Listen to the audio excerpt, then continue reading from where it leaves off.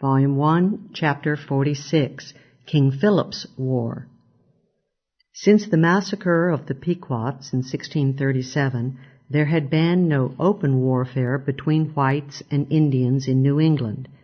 The expansion of the white settlers encroached seriously on ancient Indian lands, hunting grounds, and fisheries. Generally, the land was sold voluntarily by the Indians, but, as previously noted, the Indians had no firm concept of private property in land, as landed property was held communally and inalienably by the tribe. The Indians therefore regarded the purchases as a form of lease, and thus could not help being hostile to the whites clearing the forest for agricultural purposes. More justifiable was the Indian resentment at the white government's arrogant insistence on imposing white colonial laws and sovereignty over the Indians. Indians were hauled into white courts to settle disputes, even all Indian disputes, and for failing to pay tribute and to obey such rigorous white laws, obviously incomprehensible to the Indians as observing the Sabbath and not blaspheming. Blasphemy, in fact, was punishable by death. And particularly significant was the New Englanders' penchant for confiscating Indian land as punishment for Indian infractions. Furthermore, the Narragansett Indians, who had been induced by Roger Williams to remain friendly during the Pequot War, were continually threatened by the Atherton Company's pressure for their lands. The murder of the Narragansett chief, Miantonomo, had, moreover, gone unavenged, because the Mohegan chief, Uncas, who had done the deed with the connivance of Massachusetts Bay, remained under white protection. In addition, the Mohegans, Shawtucks, and Cowesits, Indians in alliance with the whites, were protected by the white governments, though they repeatedly pillaged and murdered the Narragansett and Nipmuc Indians of southern New England. In 1660, the venerable Indian chief Massasoit died. As chief of the Wampanoags of western Plymouth on the eastern shores of Narragansett Bay, Massasoit had saved the original Pilgrims from starvation and had sheltered Roger Williams in his lonely trek to Narragansett Bay. He was now succeeded by his elder son, Wamsutta, or Alexander. At this point, Plymouth began a series of outrageous harassments of the Wampanoags, who had by this time been driven into the Mount Hope Peninsula on Narragansett Bay, now the site of Bristol, Rhode Island. On mere rumor, and with no real evidence, Plymouth ordered Alexander into the General Court in 1662 to defend himself against the absurdly vague charge of plotting mischief. Having successfully defended himself against this accusation, Alexander unfortunately died, giving rise to suspicion among some Indians that he had been poisoned by the whites. Shortly afterward, Alexander's successor, his brother, Metacom, or Philip, was similarly hauled into court to defend himself against similar rumor-based charges. He, too, was found innocent. In 1671, vague rumors about Philip's unfriendliness toward the whites were again heard, and at this time the Plymouth magistrates wanted to adopt the hardline policy of striking hard and destroying the Wampanoags. The other colonies held Plymouth back, however, and persuaded the colony to agree to a meeting in April of Philip and several leading Massachusetts citizens, as well as Plymouth officials at Taunton. Philip, incidentally, insisted that Roger Williams be present as a guarantee of fair treatment, and this request was granted.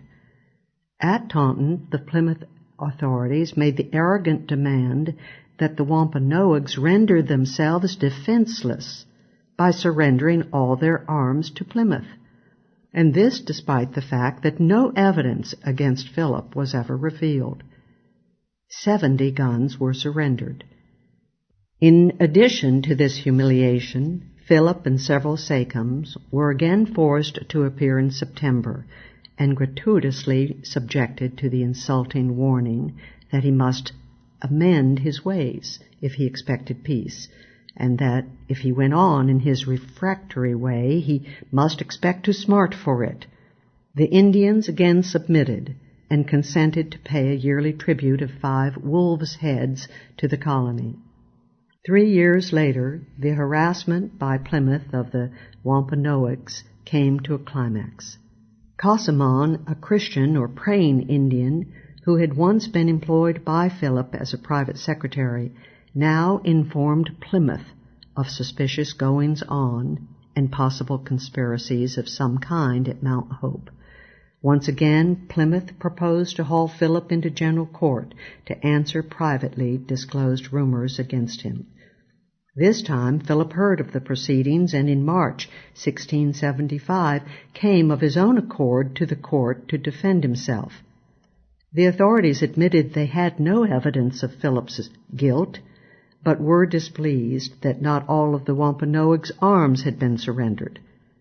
They again harried Philip with the warning that if they heard any further rumors, even unproven ones, they would insist on confiscating all of the Wampanoags' arms. Shortly after Philip left Plymouth, the informer, Casamon, was found murdered. Before a jury composed of whites and Indians, 3 Wampanoags were tried, convicted, and executed for the murder, albeit on the flimsy evidence of only one Indian eyewitness. The execution was carried out despite Roger Williams's warning of the untrustworthiness of such Indian testimony. Here was the final straw in the accumulation of humiliations and provocations heaped upon Philip, capped by a further warning from Plymouth that Philip send away many Indians of other tribes who had now come to Mount Hope. The provocations had gone far enough. But 5 eminent Quakers, leaders of Rhode Island, headed by the Deputy Governor John Easton, now tried to persuade Philip in a final peace conference to agree to impartial arbitration. Philip was willing to arbitrate, but was also convinced that the other colonies would never agree. A few days later, on June 20, the Wampanoags retaliated for the execution with a raid on the neighboring town of Swansea, burning a couple of houses. In a few days, the raids on Swansea escalated into a few killings. King Philip's War had now begun. A joint force from Plymouth and Boston now captured Mount Hope, but the Indians managed to escape from the peninsula. Philip proceeded to burn and ravage several Plymouth towns, Dartmouth, Middleborough, and Taunton. In the middle of July, the war took a more ominous turn. The Nipmuc Indians in Massachusetts entered the war and ravaged the Massachusetts town of Menlyn and Brookfield. They successfully ambushed an armed troop sent for a peace parley. All-out war now commenced. Town after town was devastated. The northern Connecticut valley towns of Northfield and Deerfield in Massachusetts had to be abandoned. The temporarily reactivated New England Confederation met on September 9 and decided on a united and intense war effort.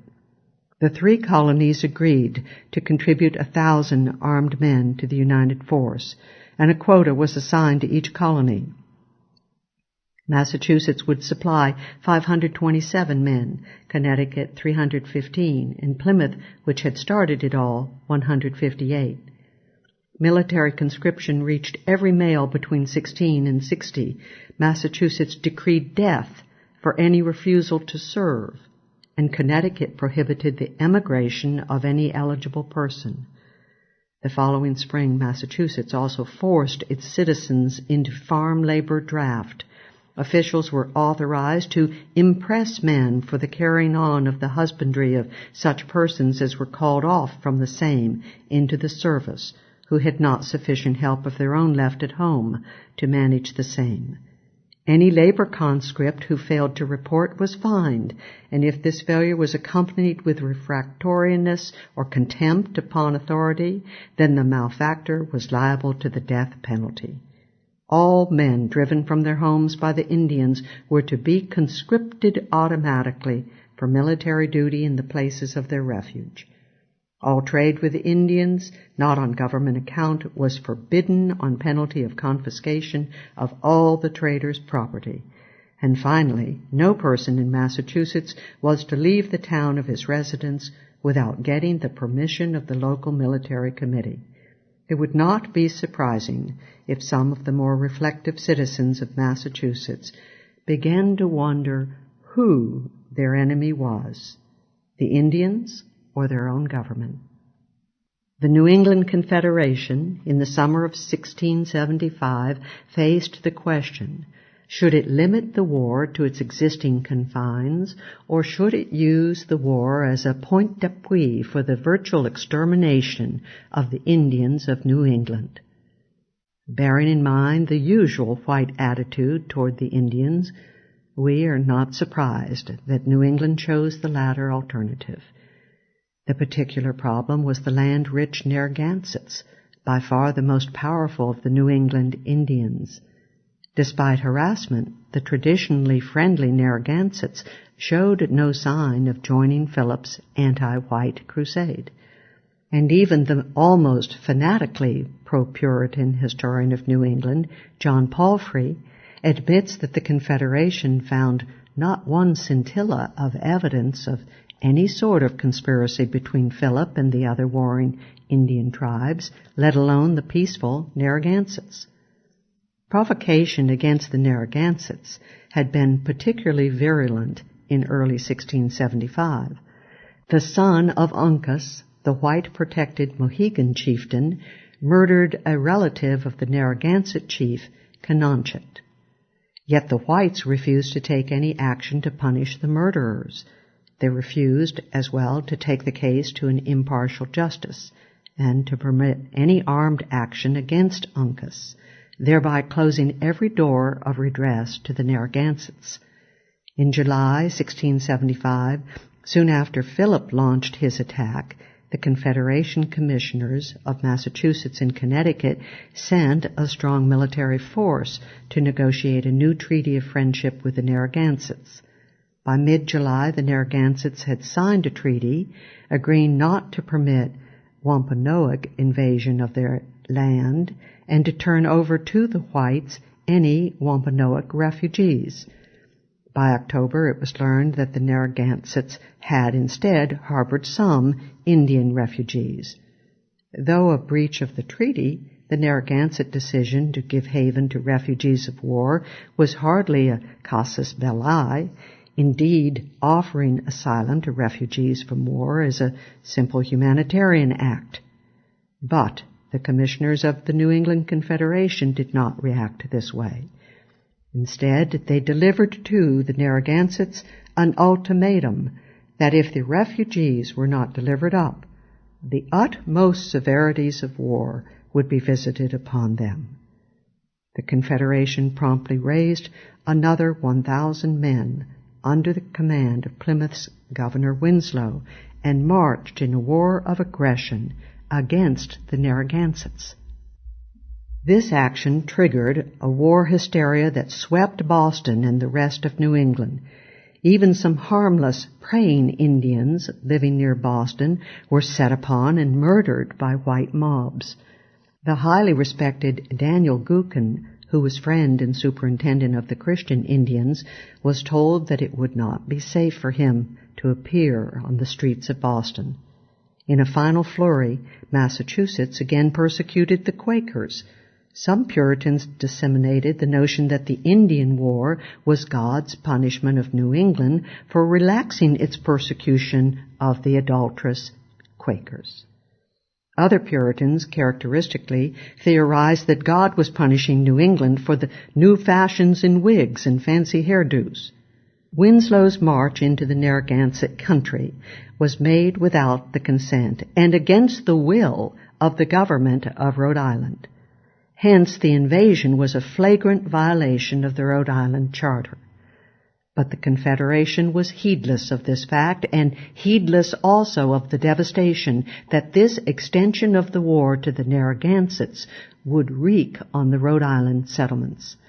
In fact, the Rhode Island government proposed to take the whole dispute to arbitration, and the Narragansetts approved. Implacably, hardline Plymouth refused. The Winslow forces invaded Rhode Island, and by the typically white tactic against the Indians of surprise attack on December 19, captured the main Narragansett fort at the later site of South Kingstown, Rhode Island.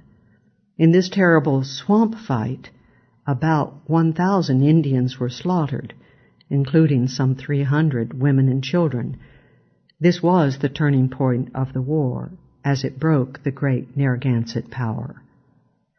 How had Rhode Island arrived at its peace policy? During the late 1650s and 1660s, the Quakers had made enormous strides in converting a colony already individualistic and libertarian in spirit. In particular, the Quakers were dominant in Newport. In 1672, the increasingly irascible Roger Williams had once more called his old enemy, the litigious William Harris, into court. This time the charge was disloyalty and high treason for favoring Connecticut's claims to the Narragansett lands. At the same time, the administration of Governor Benedict Arnold, in league with Williams, passed rigorous measures to suppress agitation against high taxes, largely by the Quakers, and to confiscate the property of disloyal plotters against the state. It was clear that Roger Williams had been outstripped as a champion of liberty and freedom of advocacy. The result of Arnold's despotic act was an alliance between the two opposition groups, the Quakers and the Harris forces, which jointly came to power in the Rhode Island elections of May 1672.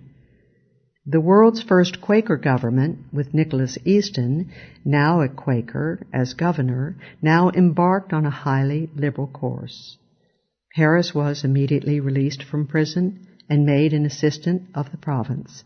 The laws suppressing anti-tax agitators were quickly repealed as an invasion of the liberties of the people. And in an act of August 13, 1673, conscientious objectors were now exempted completely from military service for the first time in America. The act declared that since Rhode Island already refused to force Quakers or other conscientious objectors to take an oath, how much more ought such men forbear to compel their equal neighbors against their consciences to train to fight and to kill. In detail, this historic act provided that no person, that is, or hereafter, shall be persuaded in his conscience that he cannot or ought not to train, to learn to fight, nor to war, nor to kill any person or persons, shall at any time be compelled against his judgment and conscience to train, arm, or fight to kill any person or persons by reason of or at the command of any officer of this colony, civil nor military, nor by reason of any bylaws here passed or formerly enacted. During the Anglo-Dutch War, however, the Easton administration seriously compromised pacifist Quaker principles by instructing the magistrates and town military officers to build the colony's defenses. And after the Dutch recaptured New York, the Quaker-dominated assembly gave authority to the governor to appoint military commanders and to provide military training for the citizens. In the polarization of ideology that took place, Roger Williams was pushed even further in a statist direction. He had already shown himself many times to be willing to abandon the principle of freedom of speech and advocacy of political ideas. He now showed himself ready to abandon his most cherished principle, religious liberty. In the summer of 1672, the great founder of the Quakers, George Fox, visited Rhode Island. In August, following the visit, Roger Williams engaged in a 4 days long great debate, first in Newport and then in Providence, with 3 of Fox's leading disciples. The public debate attracted large crowds, and Williams rode all the way from Providence to Newport to participate. That Williams was bitterly opposed to the Quaker creed was, of course, his privilege, and to be expected. But he also went so far as to call for moderate legal penalties against Quaker uncivilities, which should be restrained and punished. These incivilities, let us note, expressly included such harmless Quaker practices as refusing to take off their hats and using the forms thee and thou. All these were examples to Williams of irreverence to superiors in office, as was the Quaker refusal to bend the knee or bow the head to civil authority out of pretense that Christ's amity, even in civil things, respecteth no man's person. Moreover, the Quakers refused to perform the ordinary civil duties to the state. Williams also denounced the freedom of trade practiced by Quaker merchants in bootlegging liquor to the Indians. Here, Williams betrayed jealousy of his Quaker competitors in trading with the Indians, for he denounced Quakers for selling ammunition and liquor to the Indians more cheaply than their competitors. All this was far from being a mere exaggeration uttered in the heat of debate, for it was repeated in Williams's ensuing anti-Quaker pamphlet, George Fox Digged Out of His Burrows. Here Williams again called for moderate legal punishment of these crimes of disrespect to superiors, and echoed the very argument of Reverend John Cotton against himself 3 decades before, that such punishment would be as far from persecution, properly so called, as that is a duty and command of God unto all mankind. It is no wonder that one of the debaters, William Edmondson, was moved to transgress the bounds of polite debate and rudely cry at Williams, old man, for which, by the way, he was reprimanded by Coddington and other leading Quakers present. Perhaps Williams was angered far more by the apt reproof of William Harris, who reminded Williams of his former large profession of liberty of conscience. At any rate, Williams's abandonment of religious liberty had little impact on the citizens of Rhode Island, who were more true to his original principles than was Williams himself. In fact, Quaker conversions in the colony proceeded all the more rapidly after the debate. William Harris was soon converted, and even some of the venerable Samuel Gorton's followers were converted to the Quaker faith. And so Rhode Island came to have a Quaker government at the start of King Philip's War, with the now Quaker William Coddington governor since 1674. It was a government that maintained Rhode Island's position against Connecticut land claims, but strongly insisted on a policy of neutrality and peace. It was also convinced that King Philip's War was an unnecessary conflict, caused by the unfair treatment and persecution of the Indians by the other New England colonies. Now, despite the destruction of the great swamp fight, Canonchet had managed to escape with 700 of his warriors, and they proceeded to retaliate against Rhode Island, burning and devastating Warwick, Patuxet, and Providence. The Coddington administration now risked its own popularity by sticking to Quaker and libertarian principle and refusing to levy taxes on everyone to engage in a costly defense of the mainland towns. The Assembly decided that each town should provide for its own military security, and in March 1676 urged the mainland citizens to take refuge on Aquidneck Island, even promising the settlers land for each new family on the island. The Quakers also refused to repeal the exemption of conscientious objectors from the draft. The Rhode Island Assembly also provided that no Indian in the colony could be made a slave. Most of the mainlanders took advantage of the proposed refuge and were joined by many people from Plymouth. A group of purist Quakers refused to nurse wounded Confederation soldiers who had been shipped to the island on the grounds that this would be taking part in an unjust war. Governor Coddington, in a most un-Quaker-like reaction, forced them to do so. In a letter to the Massachusetts governor, Coddington noted wryly that Quakers were nursing wounded Massachusetts soldiers at the very same time that Massachusetts was castigating itself for laxity in persecuting the Quakers and was passing new laws of persecution. "We have prepared a hospital for yours," wrote Coddington, "while you prepare a house of correction for us." Roger Williams remained as a captain and as part of a defensive garrison, but Cononchit, though bitter at almost all whites, told Williams that, "You have been kind to us for many years. Not a hair of your head shall be touched." And this in the midst of a desperate, inevitably hopeless war against overwhelming odds. In June, Cononchit, son of Miantinomo, met the same fate as his father.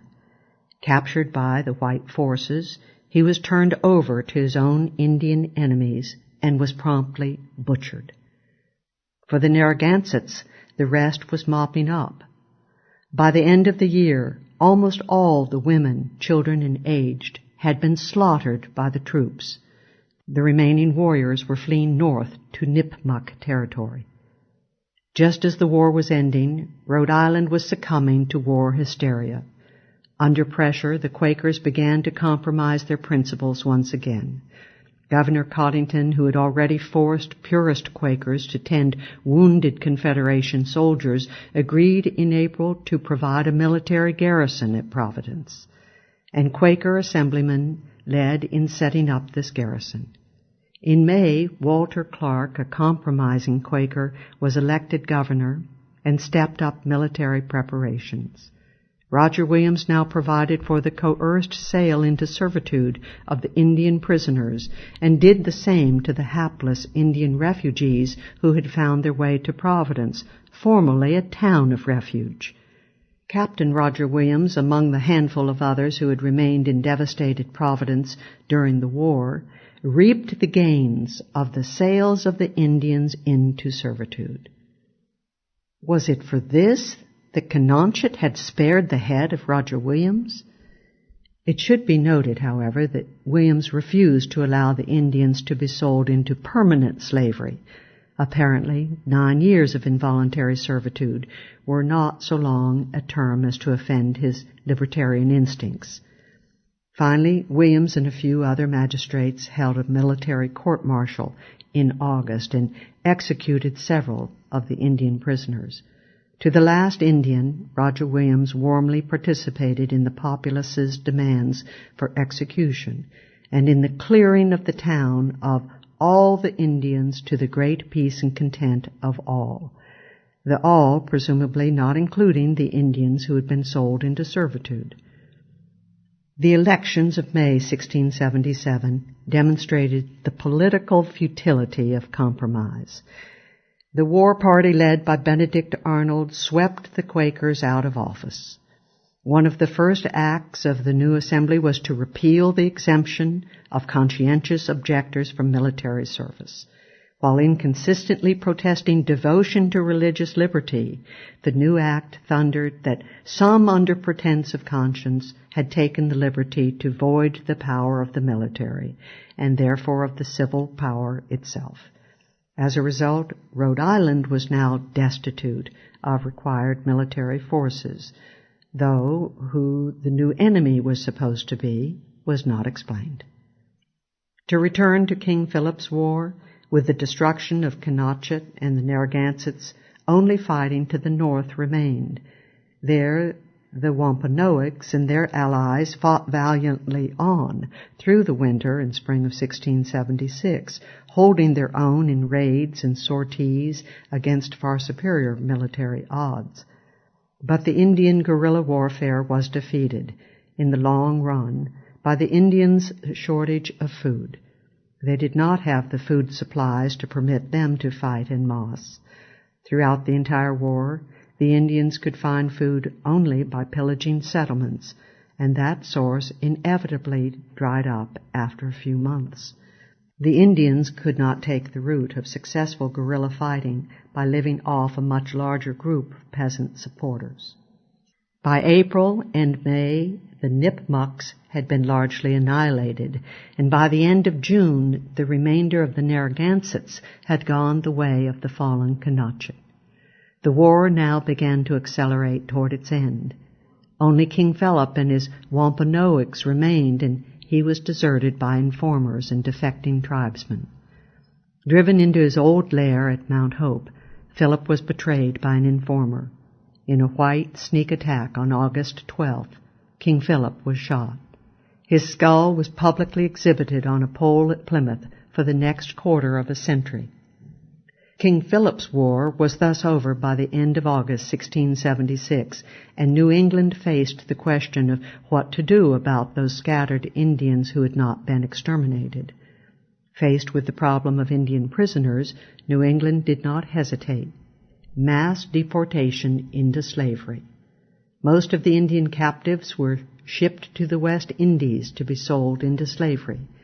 But Indians, in contrast to African Negroes, were notoriously unsuited for slave labor and died quickly in slavery. Those slaves for whom the Confederation could not find purchasers were set ashore on deserted coast and abandoned to their fate. There were several objectors to this barbarity, including one of the heroes of the war, Captain Benjamin Church, and the saintly John Eliot, longtime friend and missionary to the Indians. Eliot warned the Confederation commissioners that to sell souls for money seemeth to me dangerous merchandise. But more typical was the sentiment of the colony's leaders concerning what to do with the little 9-year-old son of Philip, now a prisoner of war. The child was finally sold into slavery in the West Indies, but some ministers urged a more severe penalty. One minister insisted that the Bible did permit murder of innocent children for the sins of their parents. The eminent Reverend Increase Mather opined that though David had spared the infant Hadad, yet it might have been better for his people if he had been less merciful. Although the little heir to Philip was not killed outright, over a dozen leading Indian Sachem prisoners were executed, and the mostly friendly, praying Indians were, during the war, herded into concentration camps, from which they could not go further than a mile unless accompanied by a white man. Violation meant imprisonment or death. Many of these were later conscripted into military service for the whites, and even after the war, the praying Indians, as well as other remaining Indians, were either herded into prescribed and supervised villages and deprived of their arms, or ordered to remain as indentured servants in white families, there to be taught and inducted in the Christian religion. Now virtually wards of the white government, the Indians were prevented from assembling. One Indian in each group of 10 was appointed by the government to be held responsible for all the deeds of the others in his cell. The hard-line policy of total victory or the virtual extermination of the Indians of New England had, in little more than a year, succeeded in its highly dubious objective. But at what cost? Fully 6% of the men of military age in New England, or about 1,000 men, had been killed. 20 towns in New England had been totally destroyed. Of the 90 towns in Massachusetts and Plymouth, 12 had been destroyed, and fully half of the towns in New England had been severely damaged. The monetary cost was fearful. A total of £90,000 had been spent by the government to prosecute the war. The war debt of Plymouth alone has been calculated at greater than the total valuation of personal property of the colony at that time. A direct sequel to King Philip's War took place in the far north as soon as the main war had ended. In the fall of 1675, the Tarentine Indians of Maine had ravaged Falmouth and other towns of the Maine coast.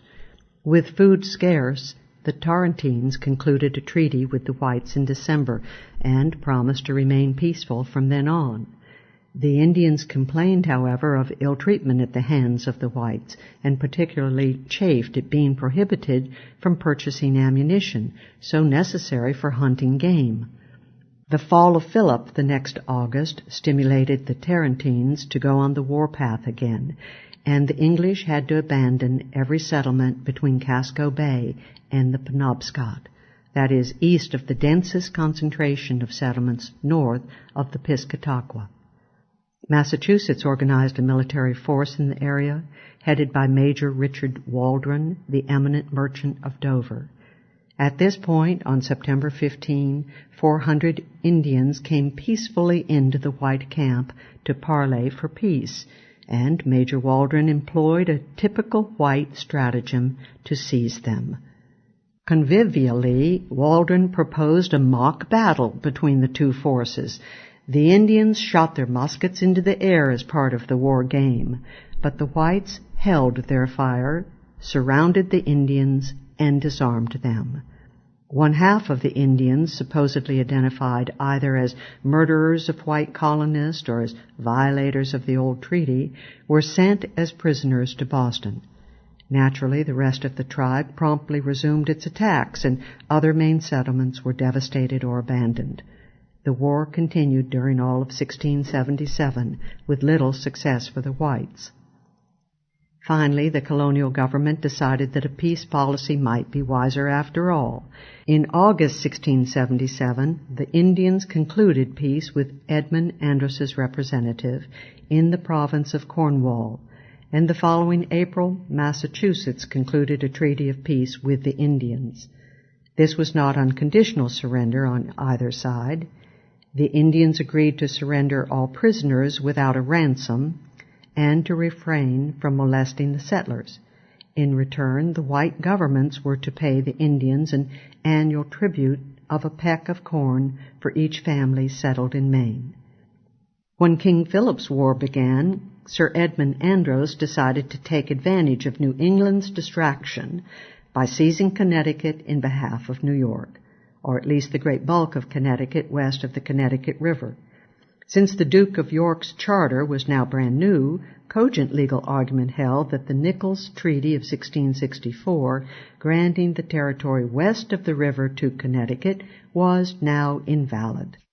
In this aggressive design, Andros was encouraged by the Duke of York. In May 1675, Andros informed the Connecticut Assembly of his intention of assuming jurisdiction. To Connecticut's reminder of the favorable award of the Royal Commission, Andros again replied that the Duke's charter superseded the commission. Connecticut again refused and suggested a friendly conference. Governor Andros, however, was not the man for friendly conferences when violence could be employed. He denounced Connecticut's stubbornness as virtual rebellion. With King Philip's War now breaking out in June, Andros informed the Connecticut Council on July 7 that he was dispatching post-haste his troops to the Connecticut River. Professor Dunn aptly summarizes the Connecticut reaction. Whether Andros's soldiers were to be used against the Indians or against the Connecticut government was unclear, but the council members could guess. They sent a company of militia, commanded by Captain Thomas Bull, to Saybrook, with the instructions to protect the seacoast from the approach of an enemy, either red-skinned or red-coated. Andros managed to reach Fort Saybrook first, but there he was confronted with armed and glowering local militiamen. Andros had expected to find the militia away fighting Indians and to seize the undefended fort. Instead, the militiamen were preparing their cannons. In this crisis, the Connecticut General Assembly stood fast. It directed Captain Bull to tell Andros to go to Mount Hope if he really wanted to fight Indians, but to resist if he tried to land his troops. Andros, his bluff called, contented himself with reading aloud a proclamation of the Duke's charter. The Connecticut force countered with a proclamation of its own, protesting Andros's illegal actions and calling Andros a disturber of the public peace. Feebly protesting this as slander, Andros sailed back home. Connecticut had successfully resisted the loss of its self-government by the imperialist seizure of Andros and New York. Interestingly enough, the Hartford government's reaction was to commend Bull and the other officers, but to complain that they acted too mildly. Andros's reading of the Duke's charter, they said, should have been drowned out by the drums of Connecticut troops.